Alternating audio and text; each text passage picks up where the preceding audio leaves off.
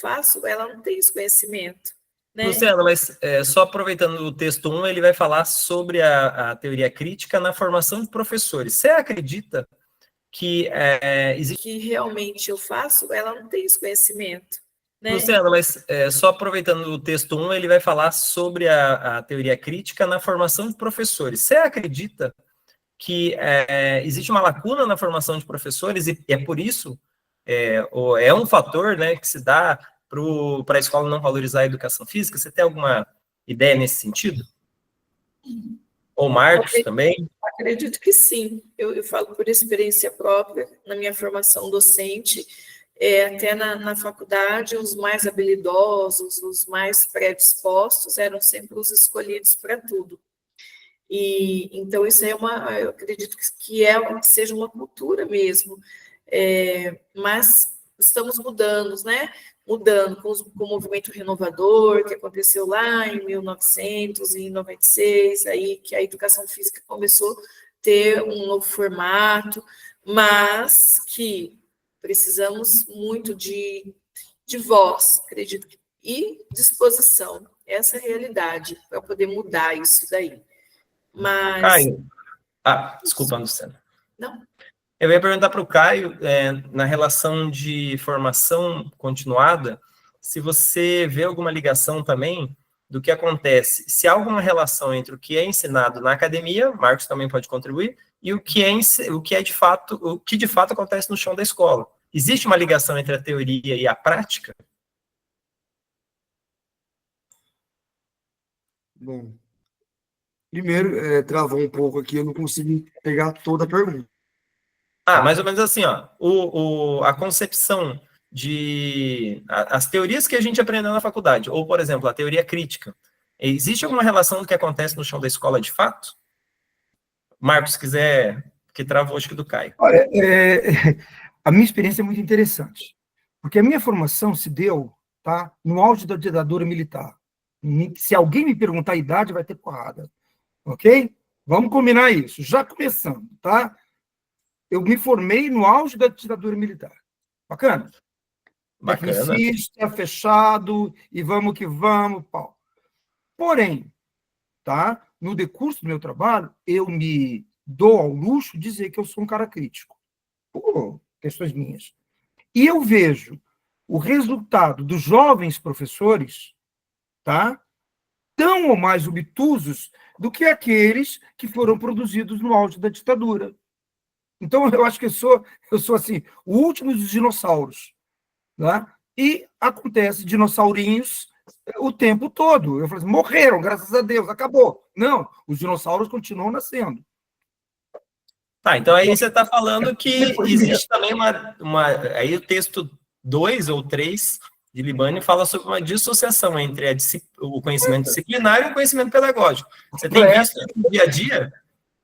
Completo. Os jovens professores que eu vejo entrando, tá, dando aula, dinossaurinhos, reproduzindo coisas lá de 300 anos atrás. Caramba, de novo. E eles que estão numa nova visão, né? Teoricamente, eles teriam uma visão crítica, ou até pós-crítica. Exatamente. Recém-formados, papapau, nossa. Então, meu amigo, eu sou testemunha ocular da história, Jesse. Como é que a gente faz essa ligação? Vocês, na prática que vocês têm, como é que vocês fazem a ligação entre teoria e prática? Elas estão, de fato, dissociadas ou elas estão unidas? Como é que vocês veem isso? Pode falar, Caio. Na minha realidade, essa questão da teoria e prática, pelo menos na minha prática docente, até os dias atuais, eu costumo sempre relacionar e Deu uma travadinha na fala do Caio, de novo. Enquanto o Caio se recupera aí da trava, vou colocar duas condições, inclusive nós somos autores de um artigo sobre dança, tá? E que a gente aponta de discrepâncias da BNCC, tá?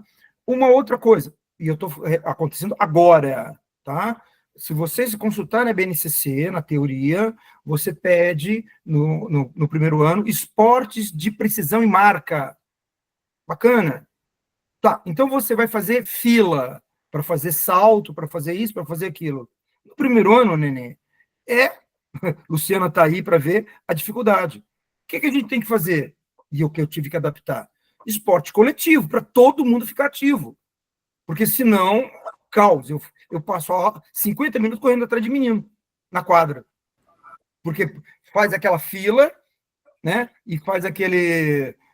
um joga, aí vai para o final da fila. Eu já nem lembro o nome desse troço. Né? Não, cara. Estafeta, graças a Deus. Aí, pronto.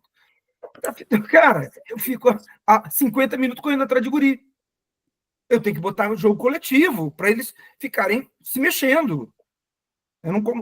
Não tem como pedir para uma criança de 6, 7 anos, no primeiro ano, ter a disciplina de fazer uma estafeta, ficar esperando lançar uma bolinha, fazer uma corridinha, pular, ou lançar uma bolinha no boliche, que tem lá boliche. Imagina! É vôlei, é um futebol adaptado, tentando estabelecer regras sociais de convívio. Então, inclusive, vai ser o próximo tema do nosso artigo. Essa incongruência da BNCC, pedindo uma coisa que não vai acontecer. Caio, compartilhar aí com a gente. É engraçado, né, ouvindo agora essa parte que eu consegui pegar do Marcos, da dificuldade em aplicar estafetas, né? Eu trabalho com educação infantil até o 5º ano, e eu adoro trabalhar estafetas na psicomotricidade. Né? Eu consigo, porque, mas vamos lá, é a minha realidade, são realidades diferentes. Lógico. Né? Não existe uma forma perfeita, uma forma correta. São realidades diferentes. Né? Eu vejo facilidade em relacionar minha prática trabalhando a psicomotricidade em estafetas. Né? Eu acredito nesse desenvolvimento da criança. Né? Mas não são todos que conseguem isso. Né? Mas, assim, voltando a elencar essa questão da teoria e da prática. Né? Eu costumo relacionar a teoria e prática, principalmente com turmas um pouco maiores, né? Porque eu acredito que a criança... Deu uma picotada de novo. Aproveitando até a fala do Caio, a teoria e a prática, elas acontecem, e interessante que eu tento fazer. Pode continuar, Caio. Voltando, eu contextualizo as minhas aulas, porque eu acredito que o aluno precisa ter o conhecimento sobre aquilo que, de fato, ele vai realizar na prática, sobre a sua prática corporal. Então, ele não é um robô, ele precisa conhecer e saber aquilo que ele faz na prática, no chão da escola. Né? Ele precisa compreender por que ele vai jogar futebol, por que ele vai jogar handball, por que ele vai fazer ginástica, por que ele vai fazer estafetas na psicomotricidade. Ele tem que entender isso, ele tem que alinhar a teoria à prática. Né? Eu costumo trabalhar muito essa questão. Sim. Então, Luciana, como é que você vê quando você tenta aplicar algo novo para suas crianças? Há uma boa recepção disso? Ou você percebe que o aluno ele acaba não querendo fazer as novidades? Você acabou falando no começo que a escola, às vezes, não aceita as suas novidades, até porque nem entende o que você faz. Como é que você pode falar aí para a gente? É a minha realidade e assim que eu penso. Essa questão, só puxando um gancho desse estafeta, eu fiquei imaginando, pensando, né? Muito também o que o professor Marcos falou. Eu acredito que as crianças também, elas chegam na escola com uma certa, assim, sem muita autonomia, com pouca convivência entre pessoas. Então, a gente gasta um tempo mesmo com essa questão da disciplina, da organização, e aí a gente acaba gastando tempo em organizar a atividade em si do que a própria realização, né? Eu costumo, assim, essa questão que você passou, assim, de estar fazendo essa conexão entre a teoria e a prática, quando você passa uma estafeta, eu penso assim, eu tenho que oportunizar que todos façam, que todos consigam realizar com com um mínimo de autonomia. Então, não vai ser uma vez ou duas, não. Eu vou ter que ter esse olhar. E eu não gosto muito dessa questão de estafetas, porque eu gosto de ver a criança pensando, não que isso não pense, tá? É o meu jeito de pensar, eu gosto que a criança pense, eu gosto que a criança reflita, eu observo com quem ela gosta de falar, com quem ela gosta de planejar as estratégias de fuga, de perseguição, de esconder, de atacar. Às vezes, na estafeta, é onde a criança se revela também, né? Aquela criança tímida, com medo de errar, com medo de ter iniciativa. Você percebe aquela criança que não tem autonomia, e muitas vezes, até na brincadeira, isso se mascara, né? Então, assim, é um ponto de equilíbrio. Quando eu gosto muito de passar a vivência para elas, conectando o conhecimento, né, com aquela vivência prática. É muito difícil você trabalhar, por exemplo, a lateralidade com a criança, logo de cara no ensino fundamental, mas que é preciso você trabalhar alto, baixo, frente, trás, direita, esquerda, trazer isso para a vida. Quando você vai com o seu papai para a escola, você respeita a lei de trânsito, o sinaleiro está vermelhinho, você vai ter que parar, você pode ir para frente, quando vai virar o carro, tem que dar setinha. Então, eu vou fazendo assim, essas junções e escutando a bagagem que eles trazem também. Porque é difícil, hoje em dia, assim, eu penso também, estou repensando minha prática para trazer essas inovações, de trazer essas crianças realmente para a escuta, para o protagonismo, né?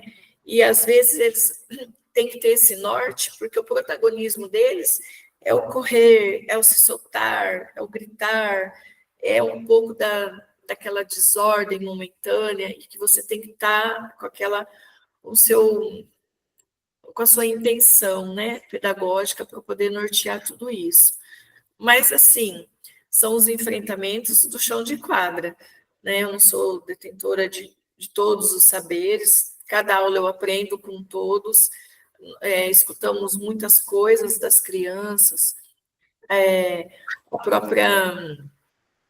própria vivência, né? Então, a gente precisa investigar, dialogar ali com a comunidade local, para a gente poder planejar estratégias, enfim. De alguma maneira, eu tento. Sim, pode falar. Eu queria ponderar duas coisas. Primeiro, eu estou falando novamente, do meu primeiro ano e do terceiro, tá?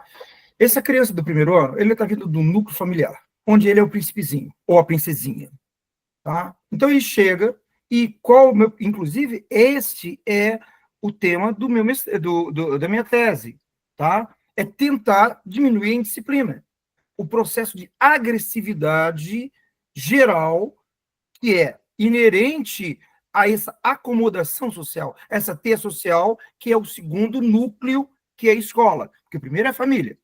Então, ele, teoricamente, estava lá, bacaninha e tal. Aí ele entra. Então, na estafeta, que a gente está pegando como time, corta a fila, não pode, você fica na frente, você é amigo de cicrano, empurra e volta.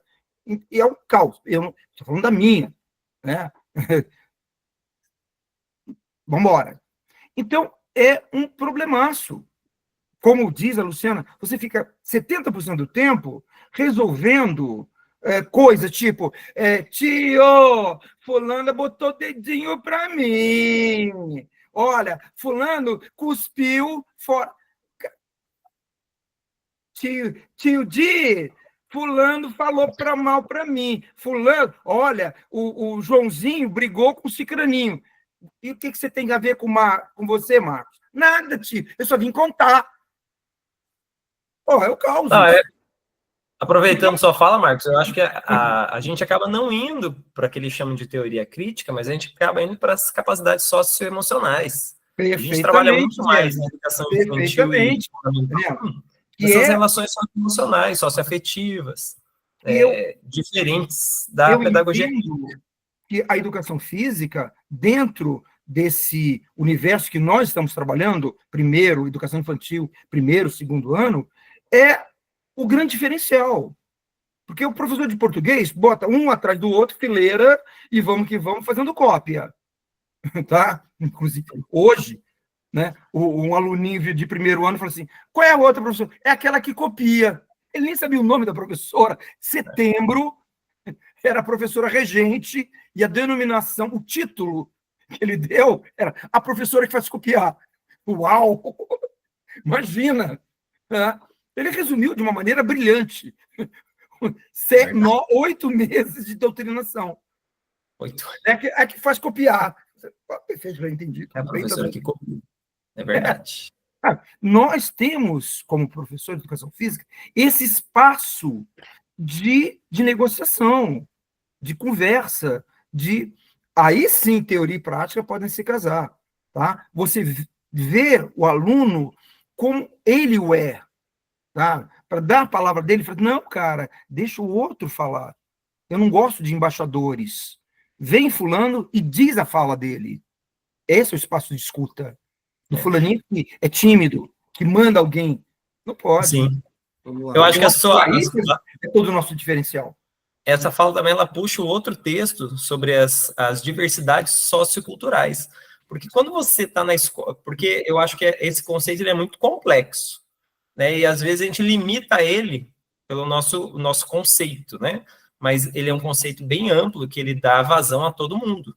Ou seja, você vai ouvir todo mundo e cuidar daquela relação social que ele tem. Ou seja, você vai dar vazão a ele. Quando você ouve uma criança e deixa ele ser o que ele quer ser, na questão, professor, eu queria jogar futebol, daí você explica, professor, eu gosto muito do senhor, porque o senhor me ouve, professor, eu posso te dar um abraço? Então você está respeitando também essa criança na sua diversidade. Se ele é evangélico, se ele é de outra denominação, se ele é do candomblé, se ele, enfim, o que ele pensa, não importa, porque a educação é para todo mundo. Caio, pode falar.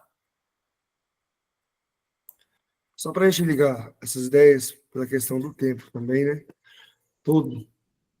O Marcos falou dessas problemáticas, né, dessas dificuldades que a gente encontra na escola, que requerem tempo. A Luciana também fez uma ligação em relação a isso, né?